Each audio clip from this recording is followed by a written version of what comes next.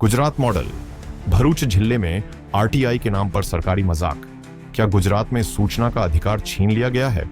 सरकारी जानकारी मांगने पर क्यों मांगा जा रहा है गुलामी का प्रमाण पत्र? यह तो कुछ ऐसा प्रतीत हो रहा है जैसे कि यह कदम अनुसूचित जाति एससी, अनुसूचित जनजाति एसटी, अन्य पिछड़ा वर्ग ओबीसी और अल्पसंख्यक समुदायों सहित सभी नागरिकों के संवैधानिक अधिकारों और हकों को छीनने का एक गहरा षड्यंत्र है। मैं आपका दोस्त डॉक्टर भाविन कुमार शांतिलाल वसावा भरूच से आज एक ऐसी चौंकाने वाली और गंभीर साजिश का पर्दाफाश कर रहा हूं जो सीधे सीधे आपके सूचना के अधिकार आरटीआई पर हमला है। दस्तावेजों से खुली साजिश, आरटीआई की सीमा का काला सच।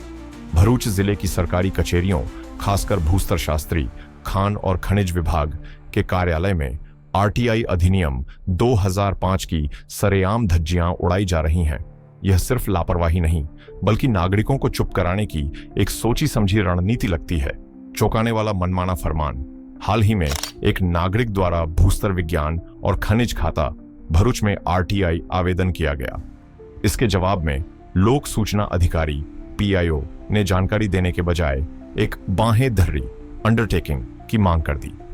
पीआईओ द्वारा भेजे गए कई पत्रों में स्पष्ट रूप से कहा गया है, गुजरात सूचना आयोग गांधीनगर के दिनांक 22 अगस्त 2025 के फैसले 05/4/6/2025 और अन्य 21 के अनुसार आपको यह बाहें धर्री शपथ पत्र देनी होगी कि चालू कैलेंडर वर्ष में आपके द्वारा कुल 6 से अधिक आरटीआई नहीं किए गए हैं।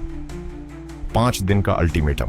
पीआईओ ने चेतावनी दी है कि यदि यह बाहें धर्री 5 दिन के भीतर जमा नहीं की गई तो आरटीआई आवेदन को दफ्तर फाइल कर दिया जाएगा। सवाल, क्या सरकारी विभाग अब नागरिकों से यह गुलामी का प्रमाण पत्र मांगेगा कि वह सरकार से साल में 6 बार से ज्यादा सवाल नहीं करेगा? यह सीधे सीधे आरटीआई कानून का उल्लंघन है, संविधान और कानून का अपमान। यह 6 आरटीआई सीमा की शर्त न केवल आरटीआई अधिनियम की आत्मा पर हमला है बल्कि भारत के संविधान का भी अपमान है। 1. संवैधानिक अधिकार का हनन। भारतीय संविधान का अनुच्छेद 19(1)(a) हमें वाक और अभिव्यक्ति की स्वतंत्रता देता है। सुप्रीम कोर्ट ने अपने कई ऐतिहासिक फैसलों में यह स्पष्ट किया है कि जानने का अधिकार, राइट टू नो, इसी अनुच्छेद के तहत एक मौलिक अधिकार है। इस पर ऐसी मनमानी सीमा लगाना सीधे सीधे मौलिक अधिकार का उल्लंघन है। 2. आरटीआई अधिनियम का मजाक। आरटीआई अधिनियम 2005 का उद्देश्य सरकारी कामकाज में पारदर्शिता, ट्रांसपेरेंसी और जवाबदेही, अकाउंटेबिलिटी लाना है। अधिनियम में कहीं भी आवेदनों की संख्या पर कोई वार्षिक सीमा निर्धारित नहीं है। उच्च अधिकारियों की चुप्पी, बड़ी उदासीनता। मामला तब और गंभीर हो जाता है जब पता चलता है कि प्रथम अपील अधिकारी, एफएए हों या जिला स्वागत में बैठे अधिकारी, सभी इस गंभीर उल्लंघन पर उदासीन, अपेथिक हैं। उनकी जिम्मेदारी है कि वे यह सुनिश्चित करें कि नागरिकों को समय पर जानकारी मिले और न्याय हो, लेकिन उनकी चुप्पी इस साजिश को बढ़ावा दे रही है।